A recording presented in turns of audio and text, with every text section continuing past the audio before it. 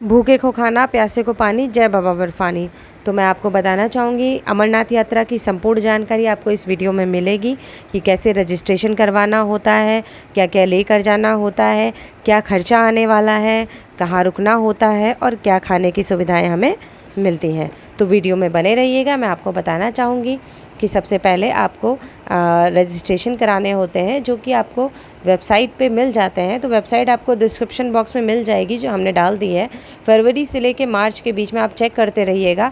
Hospital की list आ जाती है, अपने राज्य का नाम डालिएगा, डिस्ट्रिक्ट का नाम डालिएगा, डॉक्टर की लिस्ट, हॉस्पिटल की लिस्ट आपको ईजिली मिल जाएगी। गवर्नमेंट हॉस्पिटल होते हैं, वहाँ पर जा करके आप टेस्ट करा लीजिए। टेस्ट कराने के बाद वहाँ के आपको फिटनेस सर्टिफिकेट मिल जाएगा। फिटनेस सर्टिफिकेट ले जा करके आपको JNK बैंक ले जाना होता है, जहां आप 4 फ़ोटो और आधार कार्ड जरूर लेकर जाइएगा। फिर वहां पर आपको 120 रुपीज़ दे के अपना रजिस्ट्रेशन कराना होता है। यहाँ से आपको निर्धारित करना है कि आपको पहलगांव से जाना है या बालटाल से जाना है। 2 रूट होते हैं जाने के, एक रूट 32 किलोमीटर का होता है, एक रूट 14 किलोमीटर का होता है। इसकी पूरी जानकारी आपको आगे मैं दूँगी। सबसे पहले मैं आपको बता दूं कि अगर आप यात्रा प्लान कर रहे हैं तो आप थोड़ा सा वॉक वगैरह करना शुरू कर दीजिए, ताकि आपके लंग्स अच्छे रहें वहाँ के लिए। तो बाकी मैं आपको बता दूं सामान क्या क्या आपको ले जाना होता है। तो सामान में आप एक पतला जैकेट ले जा सकते हैं, मोजे ले जा सकते हैं, ट्रैक शूज़ ले सकते हैं, जो कि अगर आप नए ले रहे हो तो उनको पहन के चलने की प्रैक्टिस ज़रूर कर लीजिएगा, वरना वहाँ पर आपको छाले भी आ सकते हैं। अपने पैरों के नेल कट कर लीजिएगा जब यात्रा करिएगा। एक टॉर्च रख लीजिएगा, थर्मल ले लीजिएगा, बाकी एक कैप रख लीजिएगा, मास्क रख लीजिएगा और फुल टी-शर्ट हो सके तो पहन के जाइएगा, ताकि आपके हाथों में टैनिंग ना हो, क्योंकि वहाँ पर इतनी धूप होती है पहाड़ों में कि हाथ वगैरह जो है वो आपके टैन हो जाते हैं पूरे। फुल स्लीव्स के कपड़े पहनेंगे तो थोड़ा आपको ईजी रहेगा। चेहरे पे मास्क लगा के रखिएगा, कैप वगैरह लगा के रखिएगा। बाकी मैं आपको बता दूँ कि जानकारी उन कागज़ों में भी आपको मिल जाती है क्या लेकर जाना है, मगर लेकर इतना ही जाना होता है जितना मैं आपको बता रही हूँ। तो मैं सबसे पहले बता दूँ कि आप दुनिया के किसी भी कोने में हैं, आपको जम्मू तवी आना होता है, रेलवे स्टेशन। ठीक है, ये मैं आपको रेलवे स्टेशन से यात्रा बता रही हूँ। अगर आप फ़्लाइट से आते हो तो भी आपको यहीं पर आना पड़ेगा। तो जम्मू तवी से आ जाने के बाद आपको भगवती नगर के लिए ऑटो या बस बहुत इजीली मिल जाती है, जिनके चार्जेस 30 से 50 रुपये होते हैं। 15-20 मिनट में आपको भगवती नगर पहुंचा देंगे। ये भगवती नगर में आपको पहुंच करके ये यात्री निवास होता है, जो श्राइन बोर्ड की तरफ से होता है। आपको वहां पर सारी सुविधाएं खाने पीने रहने की गवर्नमेंट की तरफ से मिलेंगी, और हो सके तो वहीं रुकिएगा, क्योंकि आपको सिक्योरिटी भी अच्छी मिलेगी। तो वहाँ पर 100 रुपये चार्जेस होते हैं AC रूम के, और बाकी आपका कूलर या आपके पास जैसे आपकी व्यवस्था हो पाए। 100 रुपीज़ चार्जेस होते हैं, प्लस गद्दा और चादर आप वहाँ पर ले सकते हैं रेंट पे।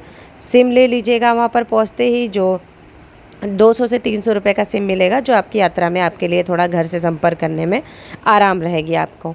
तो मैं आपको बता दूं कि जाते ही आप बस के टिकट ले लीजिएगा कि आपको पहलगाम से या बालटाल का जो भी आपका यात्रा आप करना चाहते हैं वहाँ के बारे में ले लीजिएगा शाम को ही। तो मैं आपको बता दूँ कि अगर आप पहलगाम से यात्रा करते हैं तो पहलगाम से यात्रा मैं आपको बता दूँ 240 किलोमीटर की ये यात्रा होती है, भगवती नगर से ले करके नुनवा बेस कैंप तक।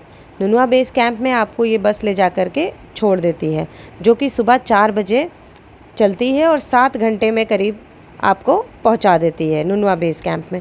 नुनवा बेस कैंप में आपको गवर्नमेंट की तरफ से सिक्योरिटी मिलती है, और कुछ चार्जेस होते हैं कैंप के। यदि आप भंडारे की सुविधा लेते हो तो पैसे नहीं पड़ते हैं, मगर अगर आप कैंप लेते हो तो 100-200 रुपये आपके 100 से 200 रुपये आपके चार्जेस होते हैं कैंप के, जो आपको देने होते हैं। मॉर्निंग में सुबह उठ करके फटाफट से नहा धो के आप चंदनवाड़ी पहुंच जाइए, जो कि वहां से 14 किलोमीटर है। तो वहां पे आपको 150 रुपये शेयरिंग टैक्सी के देने होते हैं, जो कि आपको चंदनवाड़ी में उतारेंगे।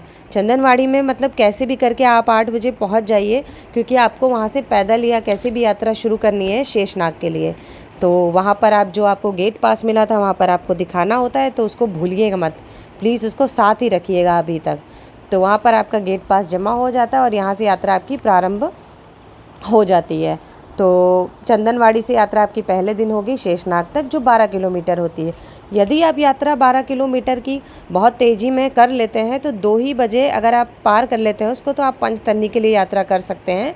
अगर आप 2 बजे तक नहीं पहुंच पाते हैं, जो कि मोस्टली इंसान अगर पैदल जा रहा है तो नहीं पहुंच सकता है, तो आपको शेषनाग में स्टे करना होता है। शेषनाग में स्टे के चार्जेस जो होते हैं वही कैंप वाले चार्जेस होते हैं। थोड़ा हाइट है तो पैसे बढ़ जाते हैं, ये वैसे आपके बार्गेनिंग पे थोड़ा बहुत होते हैं। ये 400 से लेके 500 तक चार्जेस आपके पड़ते हैं। आपको खाने की सुविधाएं वहाँ फ्री होंगी। अगर आप भंडारे की सुविधा ले सकते हैं तो आपको रहना भी फ्री हो सकता है। दूसरा, आपका नेक्स्ट डे आपकी जो यात्रा शुरू होगी वो शुरू होगी आपकी पंचतरनी के लिए। तो पंचतरनी में एक कठिन चढ़ाई पड़ती है गणेश टॉप, उसके लिए आप घोड़ा वगैरह भी कर सकते हैं। और हाँ, पिस्सू टॉप की भी एक चढ़ाई पड़ती है जो शेषनाग तक होती है। तो पंचतरनी जाने के लिए आपको 14 किलोमीटर पैदल चलना होता है। बहुत सारे लोग 14 किलोमीटर चलने के बाद भी सेम डे पे गुफा पहुंच जाते हैं। उसका भी एक टाइमिंग होता है 2 ही बजे। अगर आप 2 बजे पहुंच जाते हो पंचतरनी तो ही आपको आगे गुफा के लिए जाने का मौका मिलता है, अदरवाइज़ नहीं मिलता है।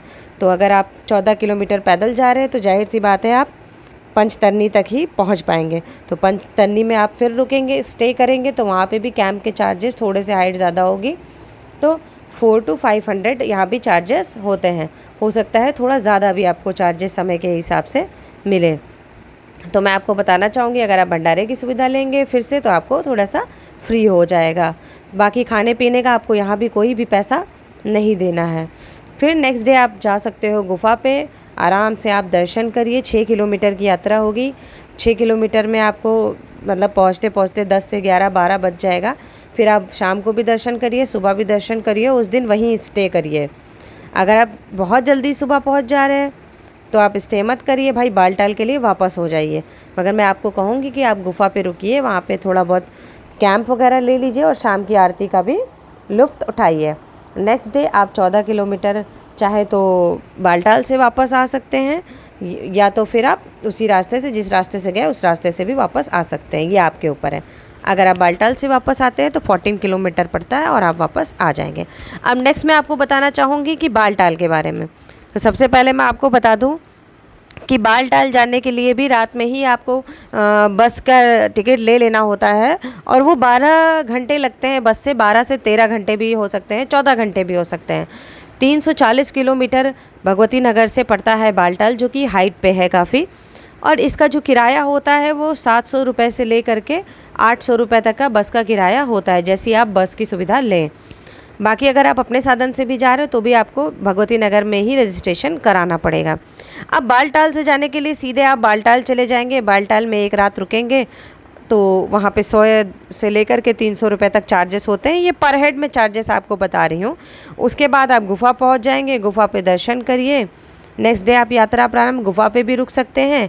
गुफा पे भी मैंने आपको चार्जेस पहले ही बताए हैं। और नेक्स्ट डे फिर आप आइए बालटाल में स्टे करिए। फिर से बालटाल में आपको वही चार्जेस देने पड़ेंगे 200-300 रुपये।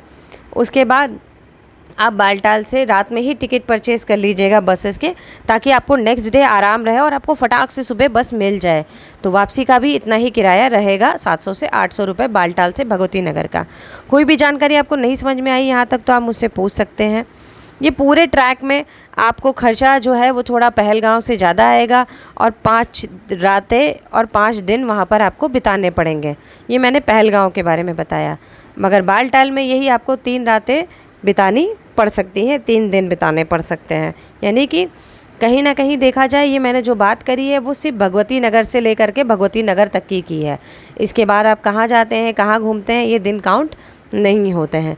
तो यहाँ अब मैं आपको बता दूं कि अगर आप यात्रा कर चुके हैं तो पास में ही वैष्णो देवी, माता वैष्णो देवी का भी धाम पड़ता है। बाकी आप चाहे तो लाल चौक पे हनुमान जी के मंदिर भी जा सकते हैं, मगर वो थोड़ा सेफ़ कम रहेगा। तो मैं इतना कहूँगी कि आप जम्मू ही लौट कर जम्मू में ही जितनी जगह घूम सके तो अच्छा रहेगा, क्योंकि कश्मीर में सिक्योरिटी थोड़ी कम रहती है। बाकी हर हर महादेव। कोई जानकारी लेनी हो तो बने रहिए।